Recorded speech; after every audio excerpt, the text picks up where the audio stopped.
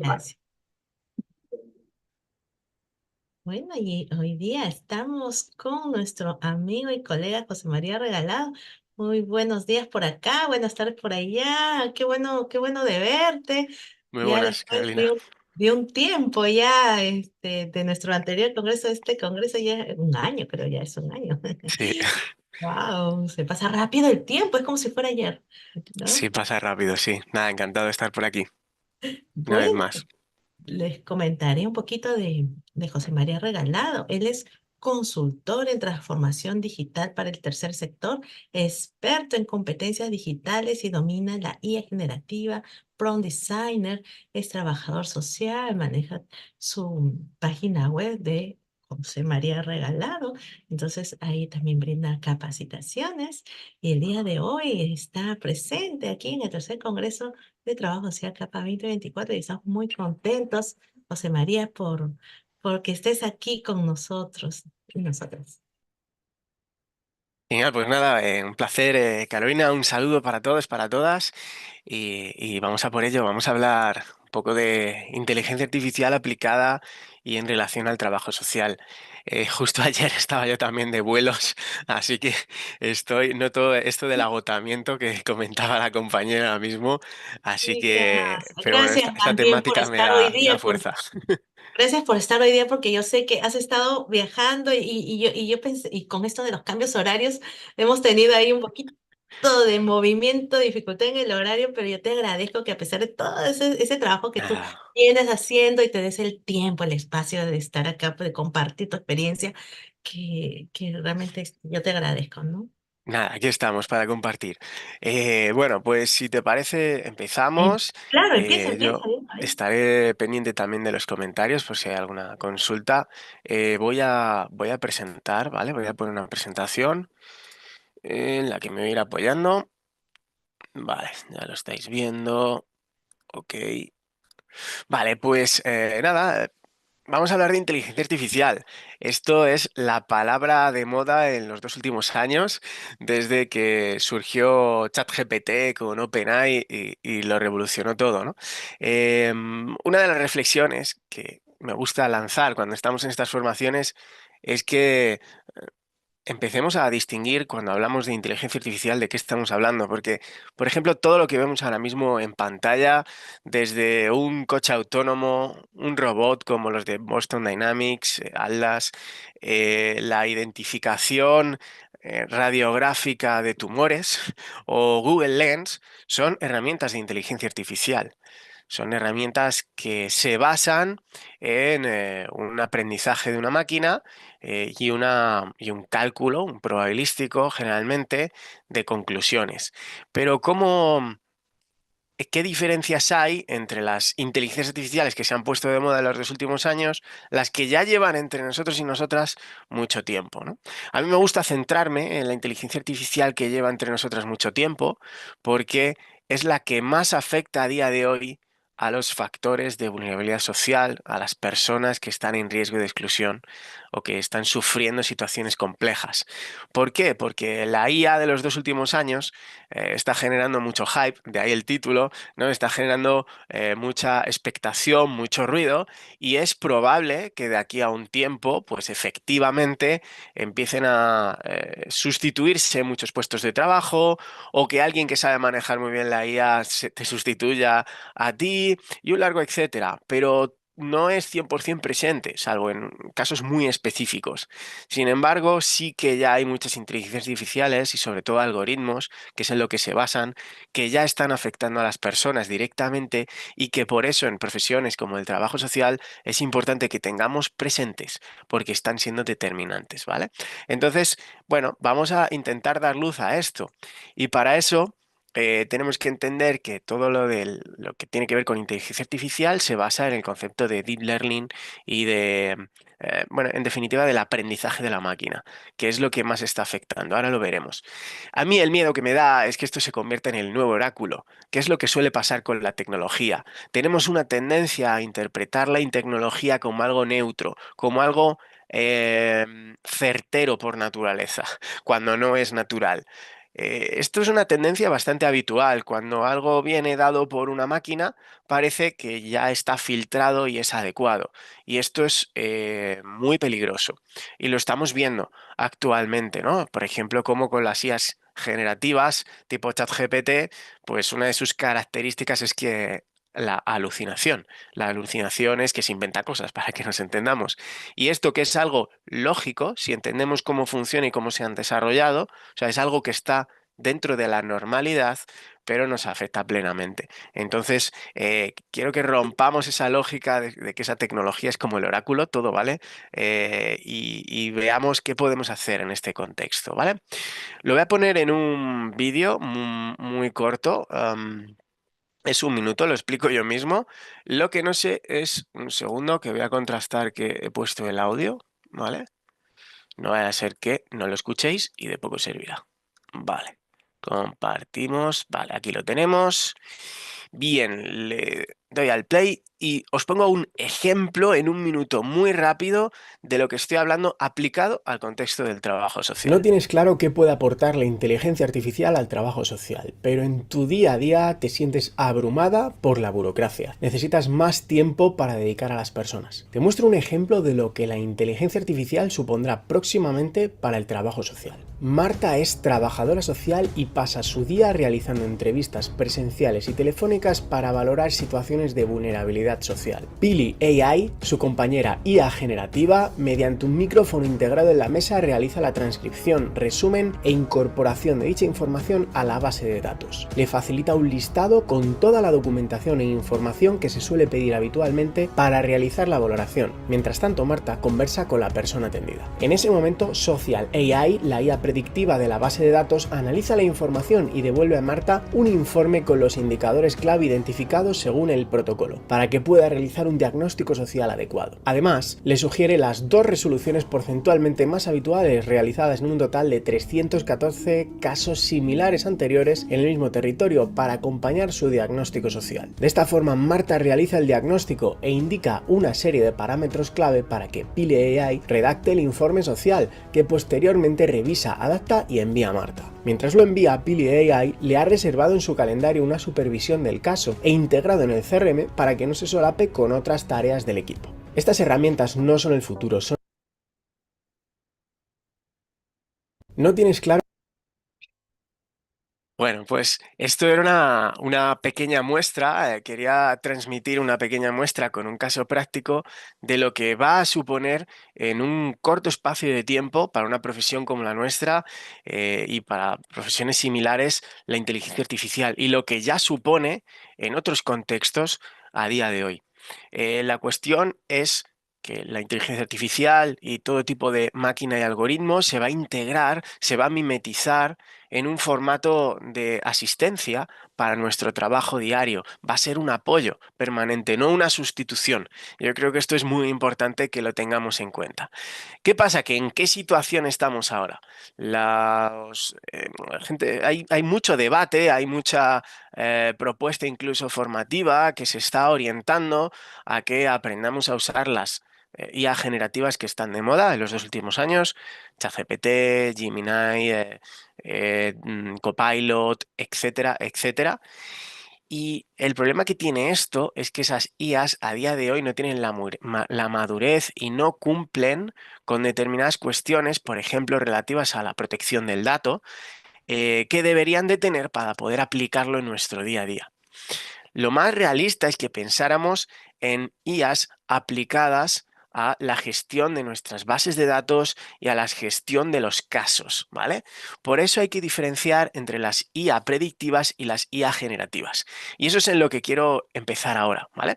Que veáis cuáles son las tipologías de IAs que hay, qué es lo que ya está funcionando y qué nos afecta en el día a día, como decía, a las personas que acompañamos y a todas, en definitiva, y qué es lo que viene, qué es lo que realmente viene de camino, ¿vale? Este ejemplo, además, lo llevo trabajando un tiempo y son tipologías de máquinas, de IAs, que ya están funcionando en diferentes contextos. Lo que no hay, si alguien me lo va a preguntar, es una específica para trabajo social. Todavía no tenemos ese tipo de desarrollos, ¿vale? Entonces, vamos a ver la base de todo esto. Tened en cuenta que cuando estamos hablando de inteligencia artificial, estamos hablando de los famosos algoritmos.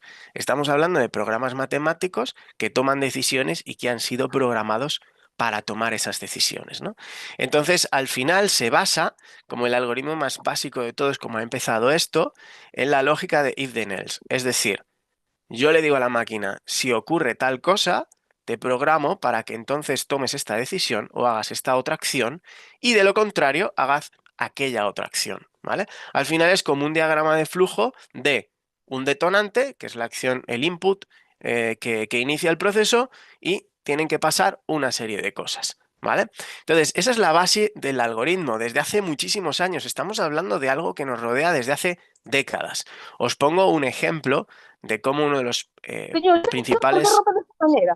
Mira, y agua, uno de los, lo que tengan que modificar. perdón, que se ha acoplado ahí un audio, uno de los principales algoritmos y uno de los principales IAs que empezaron a mostrar que esto venía con fuerza fue Deep Blue, que fue creada por IBM y fue la primera máquina que ganó al ajedrez, al campeón mundial, a Kasparov, en los años 90. Esto fue un punto de inflexión importantísimo porque el ajedrez se tomaba como un juego de altas capacidades, con un juego complejo, etcétera, y la máquina al final pudo ganar sin mayores complicaciones en un segundo juego. Esto fue significativo porque lo que mostró es que la capacidad humana tiene sus límites y estaban cada vez más cerca para las máquinas, ¿no? Hay que tener en cuenta que, a ver, al final el ajedrez es una combinación con un número de posibilidades totalmente determinadas, predeterminadas, porque el número de recuadros es limitado, los movimientos de las fichas es limitado y por tanto el número de jugadas se puede prever. Por tanto, lo único que hacía falta era capacidad de máquina, fuerza de máquina, ¿vale? Y las máquinas cada vez son más potentes. Y esto es lo que nos está demostrando la llegada de la inteligencia artificial, ¿no? Hay algoritmos de diferentes tipologías. Por ejemplo, hay algoritmos que son para clasificar y son muy buenos clasificando y nos sirven para segregar elementos de una forma automatizada. Hay algoritmos que nos sirven para predecir. Estos son los más extendidos y, en mi opinión, los más prácticos a día de hoy. Estamos hablando de algoritmos, de matemáticos, que lo que se trata es de analizar qué ha pasado antes y en base a lo que ha pasado antes te hace una predicción de lo que más probablemente puede ocurrir en adelante. Esto es como funciona, por ejemplo, la predicción del tiempo, evidentemente, y esto es como uno de esos algoritmos que están bastante embebidos ya en nuestro día a día. Por ejemplo, una IA predictiva como la que describía en el vídeo, que lo que va a analizar es los datos de una base de datos.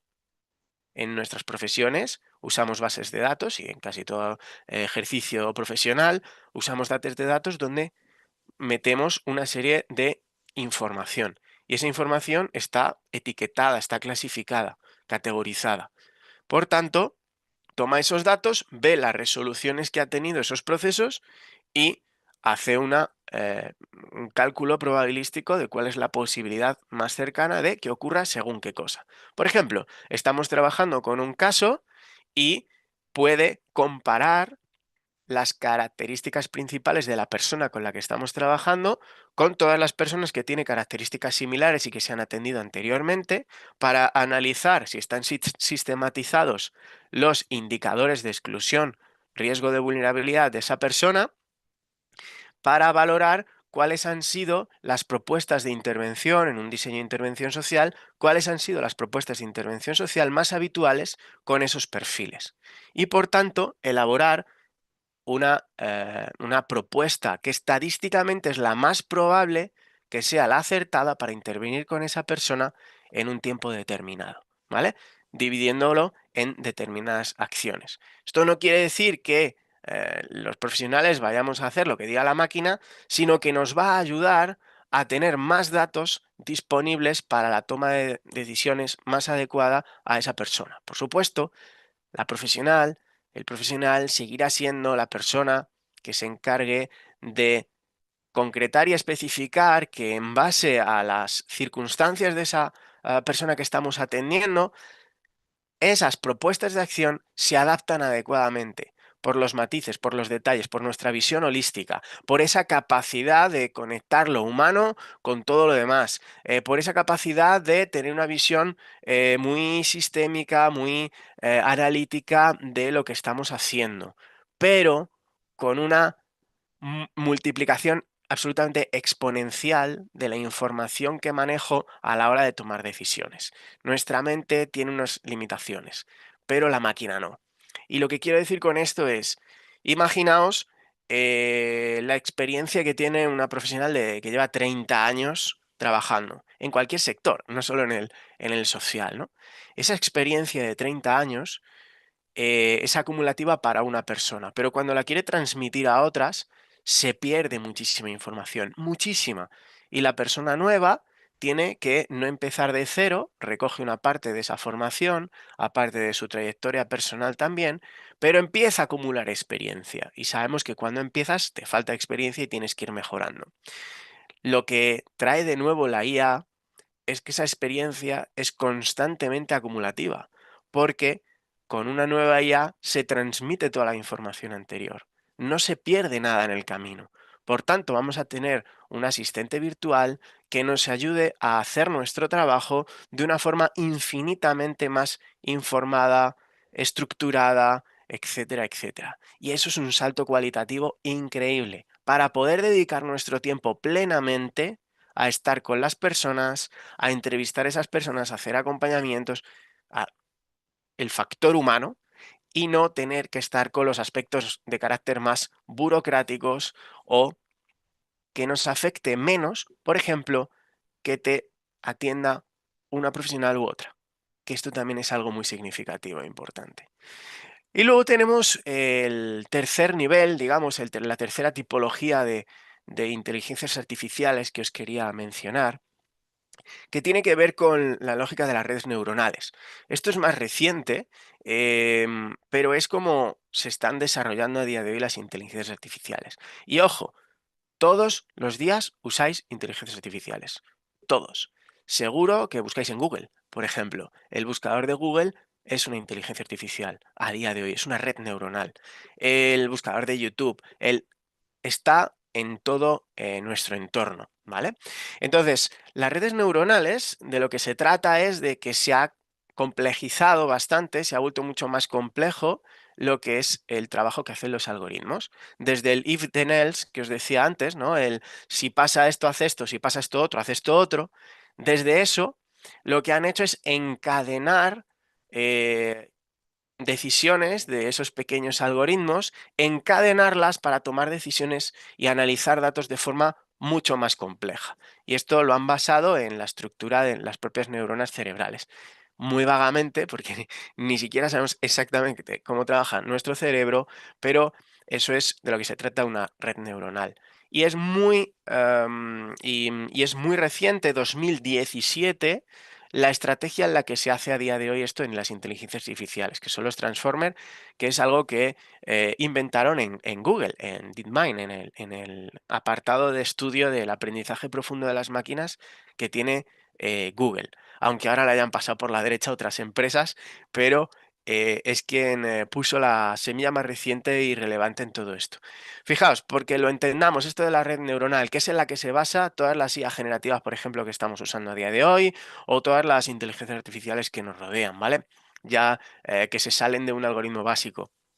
Básicamente lo que hace es tener diferentes capas de algoritmos, donde las primeras capas son algoritmos muy sencillos y especializados. Por ejemplo, un algoritmo que sabe identificar en una imagen orejas, otro algoritmo que sabe identificar ojos, otro algoritmo que sabe identificar un morro, otro algoritmo que sabe identificar una textura, ¿vale? Luego pasamos a una siguiente red de algoritmos superiores que cogen la información que ha captado estos primeros algoritmos sencillos, la mezclan, la cruzan y empiezan a ser capaces de identificar otra serie de patrones más complejos. Por ejemplo, cogen ese ojo, esa nariz y esa oreja y saben identificar una cara. Cogen un pelaje, un no sé qué, y saben identificar que son unas piernas. Y luego, a base de capas, llegamos cada vez a identificaciones, a análisis de datos cada vez más complejos, hasta el punto en el que la máquina es capaz, por ejemplo, de identificar en una imagen porque tiene los patrones necesarios lo que es un perro. Y probabilísticamente nos va a decir lo que considera que hay en la imagen. Y según se entrene más o menos esa inteligencia artificial, será capaz de distinguirlo con mayor o menor precisión. Al igual que cuanto más entrenes con datos una IA que te ayude a hacer, por ejemplo, un diagnóstico social, cuantos más datos le facilites, más casos reales, más conclusiones de casos, o sea, diagnósticos que se han desarrollado en base a una tipología de personas, más preciso también será igualmente, por esa lógica del aprendizaje acumulativo. Y esto es maravilloso porque cada vez va a ser más exponencial y no tiene límite. El único límite es el computacional, que el ordenador, que los ordenadores tengan la capacidad suficiente como para analizar tantos datos. Pero esto también está creciendo a marchas forzadas. Y esto es la parte positiva, o sea, esto es bueno. La tecnología, yo siempre digo, soy tecnooptimista. Creo que la tecnología siempre la hemos diseñado, es lo que nos diferencia realmente de otros seres vivos y es lo que nos ha permitido evolucionar como especie, de ser un animal que como ser vivo en la naturaleza es débil y muy vulnerable, a pasar a ser un ser vivo que lo es capaz de todo, hasta incluso de destruir el planeta si nos descuidamos, ¿no? Pero esto es otro tema, ¿no? Y ha sido precisamente la capacidad de crear tecnología, ¿no? Aprovechar nuestro razonamiento y nuestra creatividad para crear tecnología, desde la rueda hasta la lavadora, hasta la situación en la que estamos hoy en día, ¿no? Aquí ya empezamos con cosas que también hay un componente ético, ¿vale? Y deontológico que tenemos que tener presente. En cuanto al componente ético, uno de los aspectos a tener en cuenta, no solo voy a comentar varios, es que la IA, las redes neuronales específicamente, se tienen que entrenar. El aprendizaje de la máquina es posible porque la alimentamos de información. Entonces, por ejemplo, un sistema de reconocimiento de imágenes o un sistema de reconocimiento facial necesita que la entrenes mostrando millones de imágenes, por ejemplo, de caras, si es sistema de reconocimiento facial. Millones de imágenes que personas físicas reales de carne y hueso han tenido que etiquetar previamente con apoyo de algún software, de algún programa informático, pero que han tenido que etiquetar para decirle a la máquina, mira, esto es la oreja, esto es el ojo y esto es una imagen de un perro real, ¿vale? Así que una vez que le muestras miles de millones de imágenes de perros reales, dibujados, verdaderos, no verdaderos, similares, un lobo, un tal, es cuando tú, que ya le has dicho lo que es cada cosa, ya va a ser capaz de tener la cantidad de patrones adecuados aprendidos como para poder identificarlo el algoritmo solo y además mejorar incluso nuestra propia capacidad, ¿no? Pero primero ha habido que enseñarles. Para esto, básicamente, las empresas tecnológicas, para entrenar sus redes neuronales, hacen mucho uso de granjas y no de animales, sino de personas que se dedican a etiquetar durante horas y horas al cabo del día imágenes, textos y todo tipo de contenidos que necesiten para entrenar ese algoritmo, en condiciones normalmente bastante negativas laborales, ¿no? Y generalmente en zonas del sur global, en países donde hay bastante desigualdad y pobreza, etcétera, ¿vale? Esto también hay que tenerlo en cuenta. Son las consecuencias complementarias, secundarias de la IA. No todo es bueno, ¿no? No todo es bonito. Otro aspecto es, por ejemplo, ante la gran capacidad de cómputo que necesitan para funcionar estas redes neuronales, implica el uso de servidores de datos muy avanzados que consumen una cantidad de electricidad absolutamente desproporcionada, que está siendo también otra problemática bastante significativa. Y hay otro elemento que tenemos que tener en cuenta, y es que estas IA y los algoritmos, en definitiva, son cajas negras. Y son cajas negras en dos sentidos. Uno, en que si las utilizamos, no podemos observar qué está pasando dentro. Es decir, no podemos conocer cómo han tenido en cuenta, cómo han hecho el proceso de... perdón, que se está acoplando un audio. No sé si alguien está preguntando algo o se ha acoplado un Ya le audio. silencié. Vale, vale. Gracias, Carolina. Nada, decía, son cajas negras porque no podemos tener conocimiento de cómo han tomado las decisiones. Por dos factores. Uno, propiedad intelectual. La mayoría de redes neuronales están en manos de empresas privadas, de corporaciones privadas. Y las leyes de protección de la información les amparan para que no tengan que mostrar el código interno, el cómo es el proceso de toma de decisiones de los algoritmos. Eso es un problema. Y es un problema sobre todo si nos planteamos, por ejemplo, utilizar este tipo de herramientas con las personas que acompañamos. Porque podemos estar incurriendo en sesgos o en determinadas problemáticas porque no podemos entender cómo toman las decisiones. Y luego hay un segundo factor que también está llegando como algo bastante complejo, y es que las propias, las personas que se han dedicado a crear estos algoritmos, los científicos de datos, etc., etc., las empresas que han creado estos algoritmos, ya han publicado varios papers en muchísimas revistas científicas de cómo, y muy en concreto en el campo de la conducción autónoma, fijaos si es importante esto, que les preocupa que la red neuronal se ha vuelto tan compleja, tiene tantas capas de algoritmos, de neuronas, como lo denominan, tantas y tan complejas, que para tomar una decisión ha pasado por el procesado de miles de millones de datos a través de miles de neuronas digitales. Por tanto, le resulta casi imposible determinar cuál ha sido el proceso para tomar una decisión y no otra. Y esto es extraordinariamente importante. Estamos hablando de conducción autónoma, estamos hablando de que la máquina tiene que decidir, es el típico caso al que se enfrentan para entrenar estas máquinas, tiene que decidir si en una carretera ya es absolutamente imposible frenar y solo hay dos alternativas. Atropellar, por ejemplo, a una cría, a una niña, o tirarse al vacío y, por tanto, si sigue de frente, la niña muere. Si sigue a un lado, salva a la niña, pero muere la persona que lleva el coche, que por cierto es la dueña. Entonces, ¿qué va a decir la máquina? ¿Y en base a qué? Ese tipo de decisiones, ese tipo de situaciones es en las que tenemos que pensar cómo esas IAs que vamos a utilizar pueden enfrentarlas, ¿no?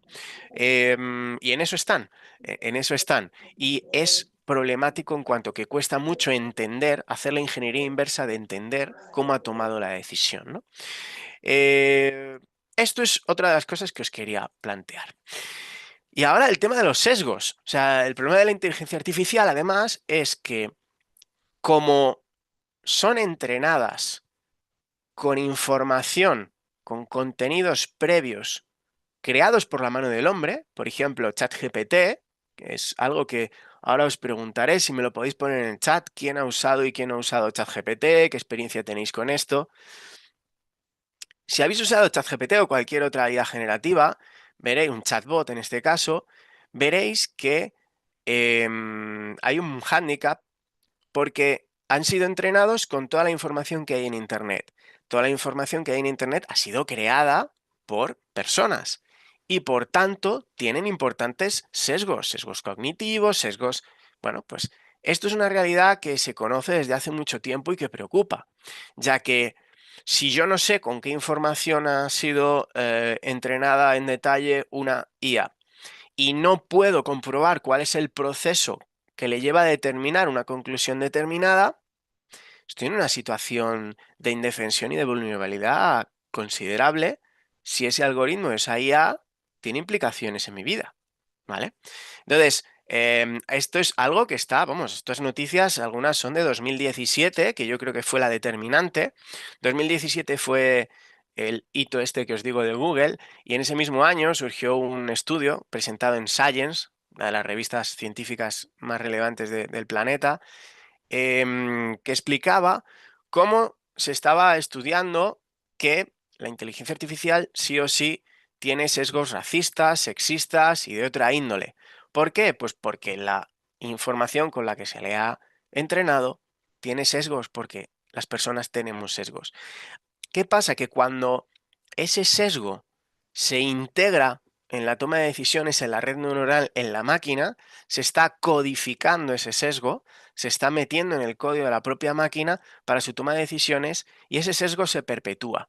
Y como además tenemos generalmente una visión neutral de la tecnología, entendemos que la tecnología de alguna manera es gris, es neutral, es muy habitual que alguien diga, la tecnología depende para lo que uses, puede ser buena o mala. Esto es cierto, pero también debemos de entender cómo ha sido creada, para qué ha sido creada, qué fines tiene quien la ha creado, porque eso tiene implicaciones luego en su día a día. Uno de los estudios, entre otras cosas, lo que dice es que muchas de las tecnologías, por ejemplo los algoritmos de redes sociales, que están creados en buena medida en un contexto de Silicon Valley por hombres blancos de 30 a 45 años, con unas determinadas circunstancias económicas, sociales, etcétera, etcétera, obviamente, y incluso por accidente, sus sesgos inconscientes los están incorporando al código de la toma de decisión de esas máquinas. Es casi hasta natural. Un ejemplo bastante claro, bueno, hay muchísimos ejemplos que podéis encontrar de esto en internet, en un montón de contextos, ahora estáis viendo en pantalla algunos, ¿vale? Porque, claro, estas IAs, luego, en el ámbito público se desarrollan muy pocas. Se desarrolla muy poco porque no hay capacidad económica. Normalmente son inversiones de riesgo a largo plazo. Bueno, es difícil, ¿no? Entonces, en lo público sí que se hacen desarrollos a largo plazo, pero no hay tales cantidades de inversión y de conocimiento, de conocimiento humano concentrado como para poder desarrollarlo a estos ritmos, ¿no? Entonces, la mayoría de administraciones públicas, cuando usan programas de IA o similares, lo que hacen es contrataciones con empresas privadas. Por tanto, están usando un software al que no tienen acceso tampoco a cómo toma las decisiones, porque está protegido por la propiedad intelectual. Y eso llega a situaciones bastante complejas. Por ejemplo, en nuestro caso en España, seguro que en todos los contextos hay alguna situación porque hay organizaciones internacionales. Por ejemplo, tenemos una organización como Éticas que a lo que se dedica es a la auditoría algorítmica.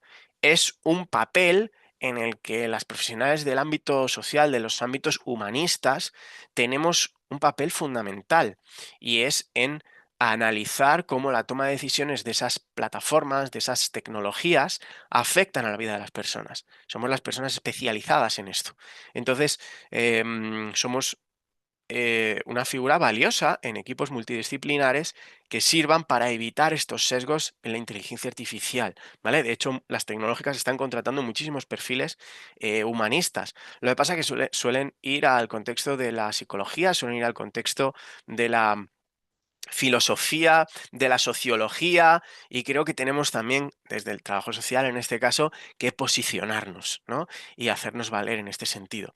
Hay otra organización, por ejemplo, como Cibio, que lo que trabaja en España es por la transparencia de la administración pública y está trabajando fuertemente por poner en el discurso público, en el imaginario, en la cosmovisión pública, que ya hay inteligencias artificiales funcionando, que más allá del chat GPT que está hasta en la sopa, con perdón, perdonadme la expresión, pero es así, ya hay algoritmos que están determinando cosas importantes de nuestro día a día, de ingresos, de un montón de factores, ¿vale? Entonces, lo que se está topando es que el gobierno no transmite y no está siendo transparente en qué uso se está dando y en qué conocimiento tiene de cómo funciona este tipo de herramientas, ¿vale? Os pongo algunos ejemplos. Mirad, estas imágenes están creadas con Mindjourney. Mindjourney es una de las mejores herramientas de generación de imágenes con IA, ¿vale? Mindjourney ha evolucionado además a un ritmo bestial. A día de hoy hace prácticamente fotografías. Mirad, estaba intentando crear imágenes para mi blog. Entonces dije, bueno, pues qué mejor que hablo de estas cosas que crear imágenes con IA, ¿no? Y empecé a crear el prompt luego lo explicaré, pero es la forma en la que tenemos que hablar con la máquina, ¿vale? Es la estrategia de cómo hacer las preguntas, de una vez muy socrático, es cómo hacer las preguntas adecuadamente para que la máquina entienda lo que yo espero y pueda generarlo a través de esa red neuronal que va a crear el contenido, ¿no? Entonces, claro, yo quería imágenes para representar una trabajadora social en contexto de networking, representando la identidad digital, bueno, una serie de cuestiones que veis ahí en el texto, con hiperrealismo, estilo Matrix, no sé qué. Lo primero que me encontré, bueno, le pedía imágenes tipo networking, porque era una guía sobre LinkedIn, en este caso el post, y claro, primero intenté que saliesen hombres y mujeres, y solo creaba imágenes en actitudes em, donde el hombre no miraba a la mujer, era un hombre musculado, trajeado, generalmente hasta con gafas de sol, en actitud un poco chulesca, tomando café y cosas así, por lo del networking. Y luego la mujer, pues siempre eran como, lo primero, blancas, eran excesivamente jóvenes, hiperdelgadas, bueno, un poco en la línea de la imagen de la izquierda, ¿no? Entonces, cuando ya me cansé de que no crease otra tipología de imágenes, además, por la edad, empecé a pedirle que tuviesen entre 40 y 60 años. No era capaz de crear imágenes de mujeres que no fuesen blancas. Entonces, bueno, seguí y empecé a incorporar imágenes, el prompt, para una herramienta de creación de imágenes, puedes ir incorporando palabras que lo que determinan son estilos para la imagen, ¿no? Entonces empecé a poner las palabras afrodescendientes, racializadas, etcétera, ¿no? Y fue cuando empezó a crear otra tipología de imágenes como las que veis, pero que obviamente tienen un patrón de imagen de la mujer, que por supuesto no es de 40 a 60 años, eso ya me rendí. Les puse, además de 40 a 60 años, por ejemplo, puse avanzada edad o edad madura, no avanzada edad, sino de edad madura, no sé qué. Intenté diferentes estrategias, era absolutamente imposible. O era esto o mujeres ancianas, ¿no? Digamos, con muchas arrugas en la cara, con el pelo totalmente blanco, no tenía punto medio, ¿no? Me sorprendió bastante. Llegó un momento que de hecho me rendí, no utilicé las imágenes para el blog, pero me pareció un aprendizaje súper interesante. Por supuesto, Mindjourney, igual que todas las demás, han evolucionado. Estos sesgos más que evidentes, ¿por qué? Pues porque han sido entrenados con un determinado rango de imágenes. Si analizamos ahora mismo lo que encontramos en redes sociales como Instagram, por ejemplo, ¿qué vamos a encontrar? Imágenes muy poco realistas, imágenes manipuladas, una cantidad de filtros descomunal, bueno, el ideario, ese imaginario que se ha creado de ideal de belleza tan alejado de lo que luego es la realidad, ¿no? En las personas. Entonces, bueno, esto también hay que tenerlo en cuenta. Cuando intentan mejorar los sesgos, nos podemos encontrar con el caso de Google, que en su generador de imágenes empezaron a haber pues muchos, incluso memes en relación a lo que estaba ocurriendo, porque cuando trataron de limitar los sesgos, pues por ejemplo llegamos a un punto en el que si le pedían una imagen de un soldado alemán de la Segunda Guerra Mundial, pues te devolvía imágenes de soldados negros en el ejército nazi. O sea, hasta esta incongruencia, ¿no? ¿Por qué? Porque son redes, las IAs generativas, son redes neuronales muy jóvenes. ChatGPT lo que hizo liberándolo fue precisamente entrenar gratis a su algoritmo. Se lo entrenamos todos los usuarios. Pero fijaos, cosas que ya existen. Imaginaos que trabajas en un contexto de servicios sociales, es decir, de atención social directa, empiezas a valorar concesiones de residencias, por ejemplo, y una IA te pide datos y en base a ellos concede o no, sin que te enteres por qué está decidiendo que a unas personas sí le dan la ayuda o a otras no. O imagínate que tienes que revisar ayudas a propuesta de la IA, ¿vale? De repente te llega, revisa la ayuda de esta persona, a ver si tienes que mantenérsela o no. tu por qué, fuera de los plazos formales, ¿no? Sin clarificar por qué está identificado en esos casos o tipificadas como sospechosas. Eso es real a día de hoy. Algo que hace poco tiempo nos parecería una locura y nos negaríamos, eso por ejemplo en España nos está pasando, ¿vale? En la Seguridad Social hay organizaciones de médicos y médicas que están denunciando que les están llegando propuestas de alta. Son personas que están dadas de baja por baja laboral, porque han tenido un accidente, porque tienen una depresión, por lo que sea, ¿no? Y en esa baja laboral que están cobrando en ese periodo de la Seguridad Social, de la Administración Pública en España, tienes un periodo en el que si se va alargando, te hacen pasar un tribunal médico, es decir, vas a un médico, le enseñas los informes, te hace una revisión y valora si tienes que volver a trabajar o de momento sigues de baja o te dan una incapacidad, ¿no? Ese es el proceso. Pues a día de hoy han puesto un algoritmo que es el que hace propuestas de alta y las hace en tiempo muchos más cortos de lo habitual. Y cuando le llega a los médicos que tienen que hacer la revisión real de esa persona, no saben, no tienen ni idea de por qué han propuesto para alta a esa persona en particular. Imaginaos la cantidad de sesgos que puede tener este tipo de algoritmos.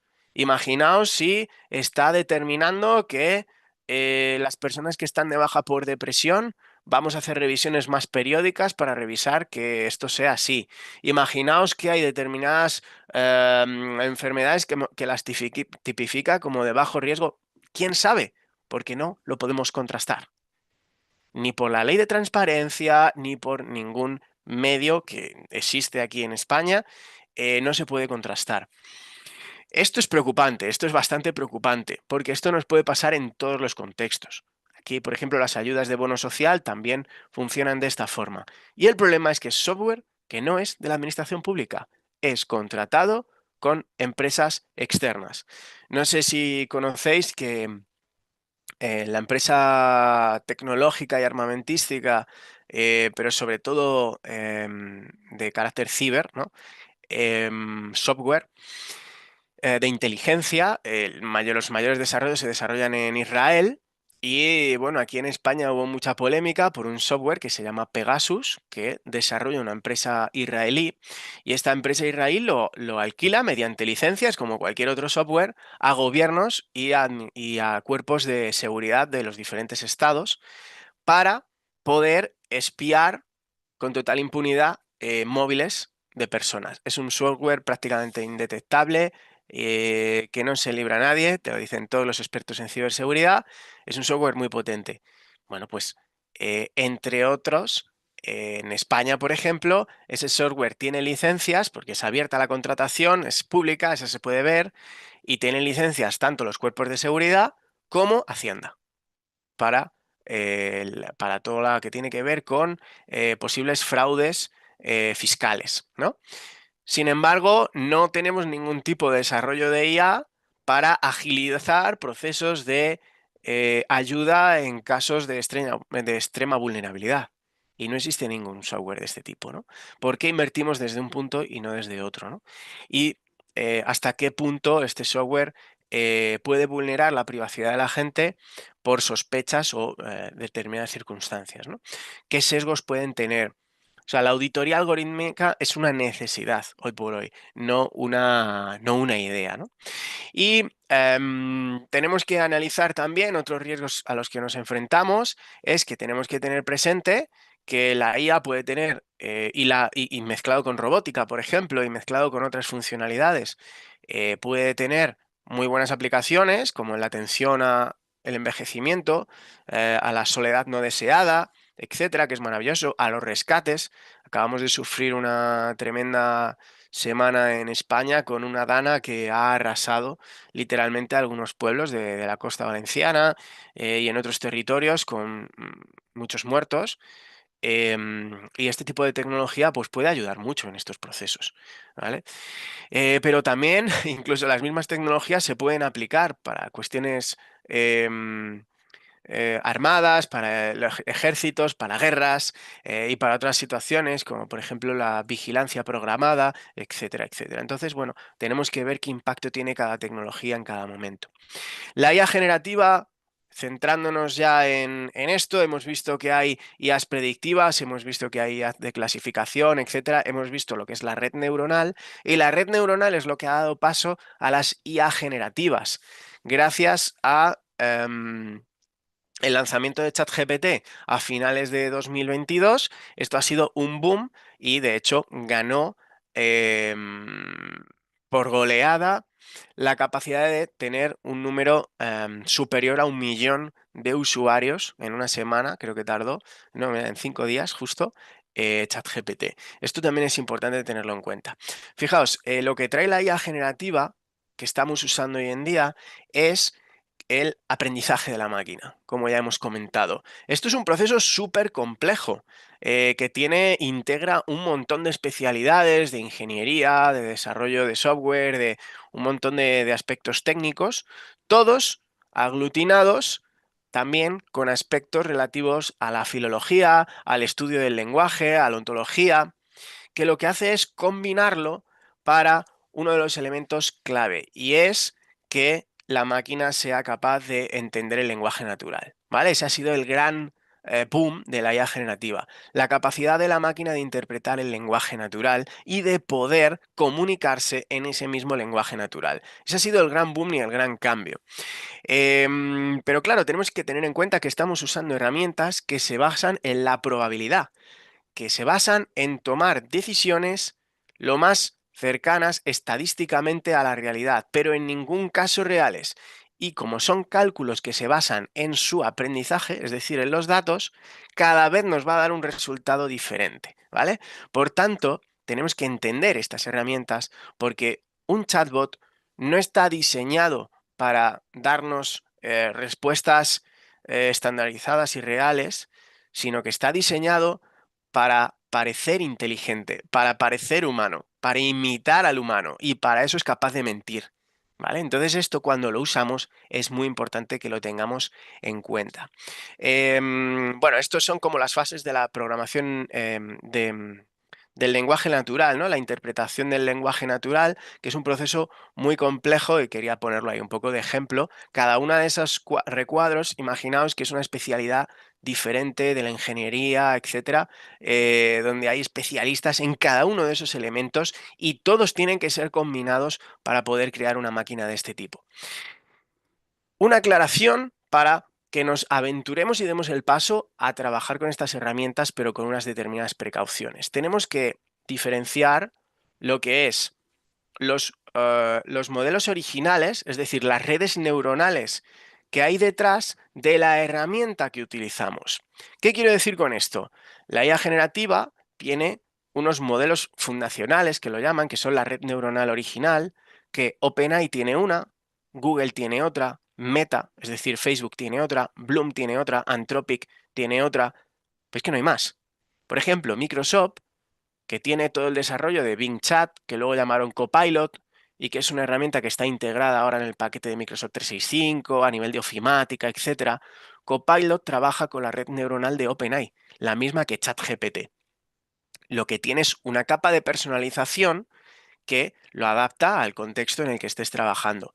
El buscador de Bing, el Word, el Excel, ahora mismo lo han integrado absolutamente en todo. Pero tenemos que entender que la red neuronal madre, de donde con la que está trabajando, y la que ha sido alimentada con información previa similar para tomar estas decisiones, es la de OpenAI. Entonces, vamos a ver una barbaridad de herramientas a día de hoy que no paran de salir en los 2 últimos años, pero no son nuevas IAs, no son nuevas redes neuronales, son capas de personalización que utilizan la red neuronal, es decir, la base de datos principal con toda la información con la que ha sido entrenada, para hacer determinadas acciones que es capaz de hacer, aplicarlo a una actividad específica. ¿Cuál es el problema? La gran pregunta que me hacen siempre: oye, ¿puedes explicarnos qué herramientas hay para el trabajo social de inteligencia artificial? Nada. O sea, nada a estos niveles. ¿Por qué? Porque no hay redes neuronales disponibles que no sean estas. Y estas, que se pueden utilizar a través de incluso desarrollar aplicaciones de no-code, es decir, que no hay que saber programar, se utilizan de forma modular y es muy fácil hacer pequeños GPTs para que nos entendamos. no vamos a tener acceso a cómo toman las decisiones. ¿Hasta qué punto podemos usar una red neuronal como esta? Y hasta qué punto tiene sentido que integremos datos de... O sea, no es que no tenga sentido, sino que no deberíamos integrar datos de personas ni de casos en una red neuronal como esta, privativa, de una empresa privada que tiene un modelo de negocio que ni siquiera es transparente a día de hoy, sobre todo en el caso de OpenAI, ¿no? Bloom es una red muy interesante porque es de software libre, ¿vale? Llama de Meta, aunque Facebook es una de las empresas que menos respeta la privacidad y todo este tipo de cosas de la gente, sobradamente conocido, pero ha hecho un desarrollo de una red neuronal de código abierto que otras personas pueden desarrollar. Entonces, esto hay que tenerlo presente, ¿vale? No es fácil, o sea, Telefónica no tiene capacidad económica para realizar su propia red neuronal a este nivel. Para que os hagáis una idea, de una empresa internacional que está en España, está en Latinoamérica, conocida. Y el otro día un directivo en unas jornadas lo comentaba, ¿no? Dice, no tiene sentido que desarrollemos esto con los desarrollos que hay, porque no van a llegar ni a la suela del zapato, ¿no? Y esto es importante porque ahora mismo tiene más capacidad una empresa privada de desarrollar este tipo de herramientas que un gobierno, ¿vale? Entonces hay que tenerlo presente. Si os queréis poner manos a la obra, esto ya un par de ideas antes de cerrar, tened en cuenta que cuando queréis usar este tipo de herramientas, para practicar con ellas e ir familiarizándonos, tenéis que entender que hay que hacer las preguntas adecuadas. Y eso es el prompting, eso es la capacidad de entender cómo funciona la red neuronal para hacerle las preguntas más adecuadas. Y lo más importante para crear una pregunta adecuada para una IA generativa es que le demos contexto. Y esto es mucho de nuestra profesión. Nosotros atendemos al contexto de la persona porque es lo que nos permite adaptarnos a su realidad y hacer propuestas de acción que se ajusten a su entorno, a su realidad concreta, a sus necesidades, etcétera, ¿no? Entonces, lo más importante es que diseñemos preguntas que lleven mucho contexto y que transmitan adecuadamente toda la información que pueda haber relativa a la pregunta que esté haciendo. Y al ser chatbots o estar diseñados como chatbots, luego ese contexto tiene continuidad. Dentro de la misma conversación podemos ir incorporando nuevos elementos de contexto para que vaya adaptando las respuestas al haber recibido aún más información. Pero tened en cuenta que están diseñadas para responder de una forma, porque deciden qué te van a decir de forma probabilística. O sea, básicamente esto cómo funciona es cuál es la palabra que después de esta es más estadísticamente probable que salga. ¡Pum! No es consciente, no tiene una conciencia de lo que te está diciendo. Es lo que más probable es en base a lo que ha aprendido, de toda la información que ha consumido. Eso sí, ha leído más libros que todas nosotras, ha leído más información que todas nosotras de cualquier tipología de cuestiones, tiene más información que cualquier persona. Es todo Internet y eso es importante, para lo bueno y para lo malo, ¿no? Y eso es un poco la situación que tenemos. Estas dos, por ejemplo, podríais probarlas ahora mismo. Os animo a ello a lo largo del día. Abrir Gemini de Google, uso gratuito, gracias a vuestras cuentas de Google, con una cuenta gratuita, o Microsoft Designer de diseño de creación de imágenes, también disponible con cuentas gratuitas de Microsoft. Un par de ideas de qué podemos hacer.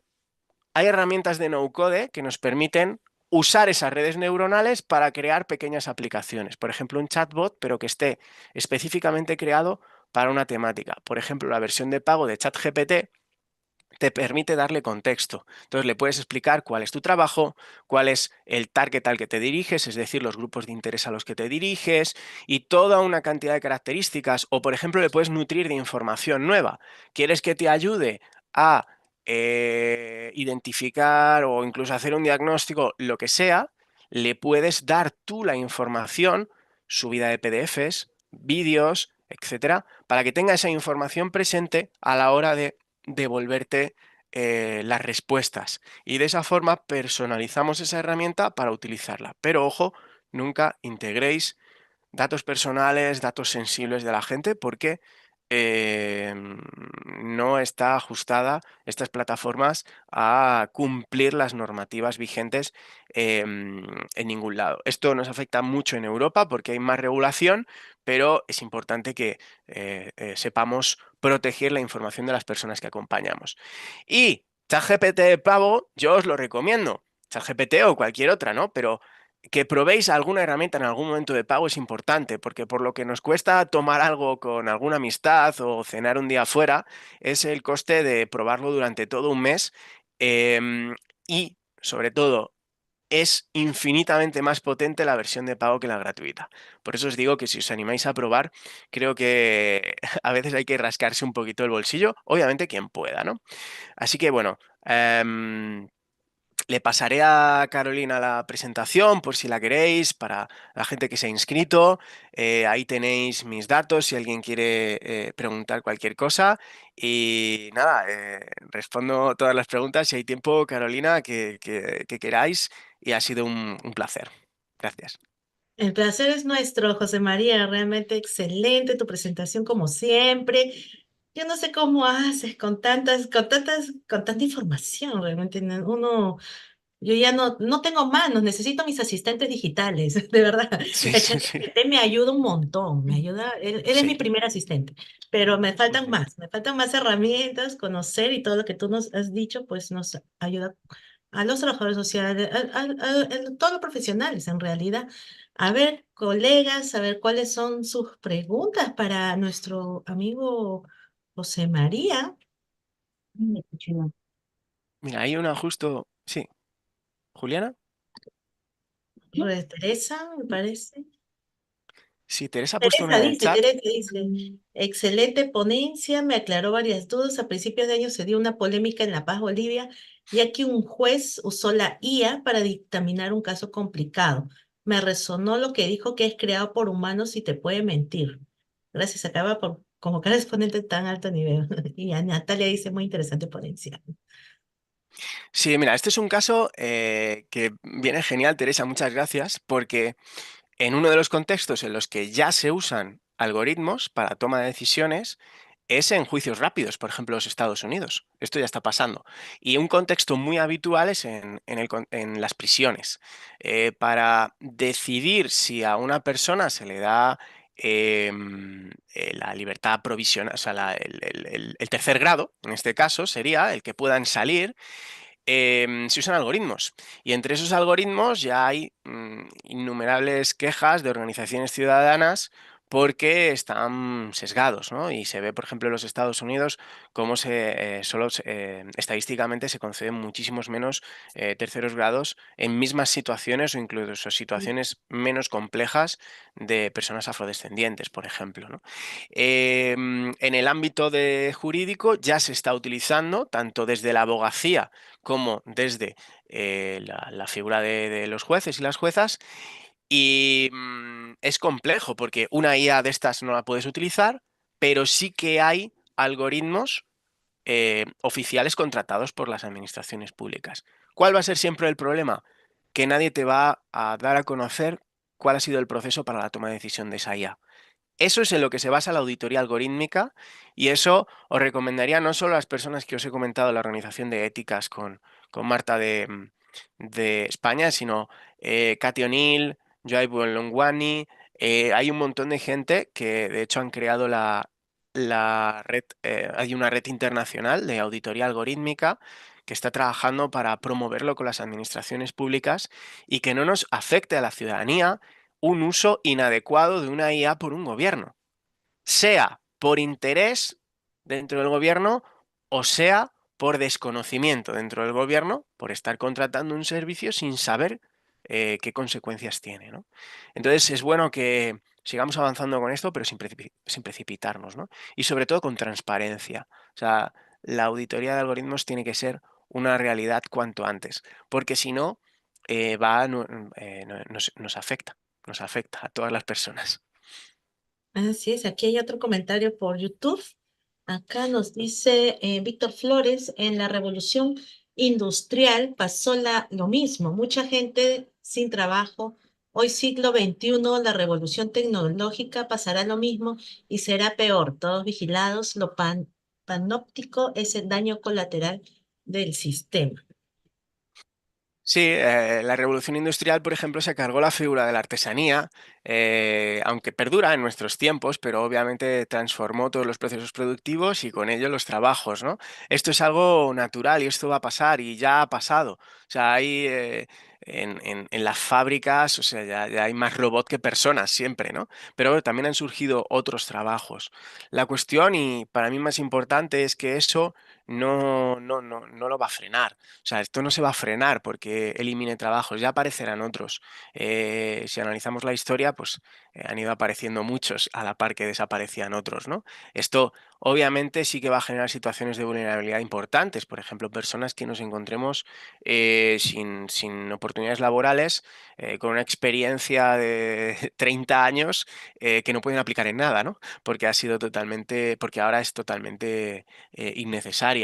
Entonces, pues claro, es un momento muy importante para que la gente se actualice, se recicle, se forme, sea consciente de qué está pasando, cómo le puede afectar y que no mire para otro lado.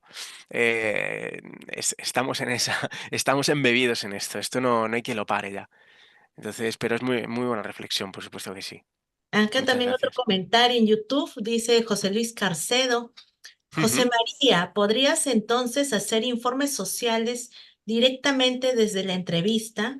Si subo la IA, los diagnósticos sociales, ¿tengo que poner un micrófono en el despacho?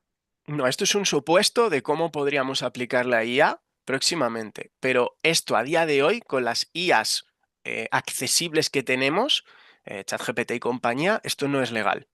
Esto es importante dejarlo presente, porque estamos incumpliendo, en el caso de España, luego que cada cual lo adapte a su territorio, estamos incumpliendo la ley de protección de datos porque no, esa información no va a estar encriptada y además va a ser utilizada por la IA.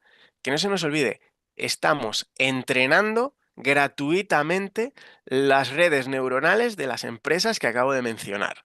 O sea, esto es un hecho y esto hay que tenerlo presente, ¿vale? Pero todavía no las podemos usar en este sentido, ¿no? Porque no, lo que podéis es anonimizar la información y con eso pues poder jugar un poco con ello. Pero bueno, hay que tener presente esto, ¿eh? Que no va a haber ningún tipo de sutileza con la información que se esté volcando en esas plataformas, ¿vale? Entonces, no, lo del micro no, ¿eh? Eso es cómo será. Obviamente, si Microsoft, mira, Microsoft ha integrado Copilot en todo su entorno de Office 365 que llevamos usando desde los 90, entonces va a ser cuestión de muy poco tiempo que te permita hacer este tipo de cosas, porque ya han sacado en 2000, para 2025 un ordenador que trae integrado Copilot. Es decir, trae integrado la IA y, entre otras cosas, una de las cosas que hace es una captura en vivo de todo lo que está pasando en tu pantalla. Por tanto, ese asistente sabe todo lo que estás haciendo, no hace falta ni que se lo digas.